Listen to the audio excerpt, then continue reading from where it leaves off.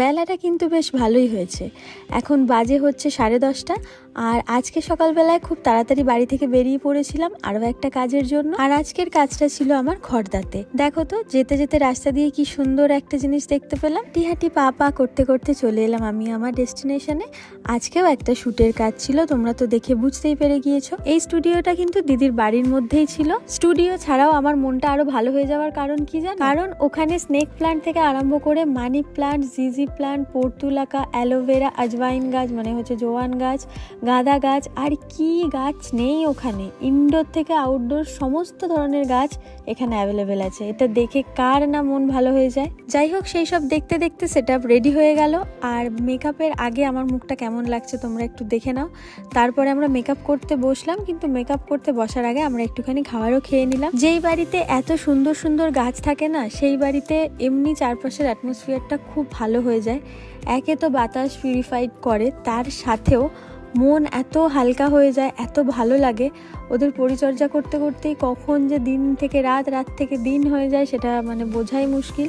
যাদের ছাদ বাগান আছে তারা খুব ভালো মতো এটার সাথে রিলেট করতে পারবে। এই মেকআপ করতে করতে কিন্তু আমরা গাছেরই আলোচনা করছিলাম। আমি জিজ্ঞাসা করছিলাম দিদিকে যে কোন গাছটা তোমার কাছে খুব সহজেই হয়ে গিয়েছিল।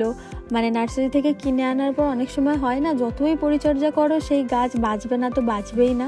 যদি ওটা ইনডোর প্ল্যান্ট হয়, যদি ওটাতে বেশি রোদ্দুর না দিতে লাগে, ঘরের মধ্যে রাখো, অল্প রোদে রাখো, বাঁচবেই না। যতক্ষণ ওটাকে তুমি বাইরে না রেখে দেবে, মানে ওর আশা ভরসা তুমি ছেড়ে দাও যে ও আর জীবনে কখনো পাতা বা ফুল দেবে বলে, যখনই তুমি ওটা হাল ছেড়ে দিয়ে বসে যাবে তখনই দেখবে একটা টুইং করে সুন্দর পাতা উঠেছে। দুজনেই যেহেতু গাছপ্রেমী মানুষ, তাই জন্য এই গাছের আলোচনা করতে করতেই আমাদের মেকআপটা কমপ্লিট হয়ে গেল। পুরোপুরি কমপ্লিট লুকটা তোমরা দেখতে পাচ্ছ যে কীরকম লাগছে।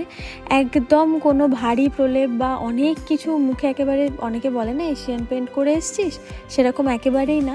আমার ন্যাচারাল ফিচার্সগুলো দিদি একটুখানি হাইলাইট করেছে আর আমার স্কিন টোনের সাথে ম্যাচ করে সুন্দর একটা ফ্ললেস ফাউন্ডেশন লাগিয়েছে।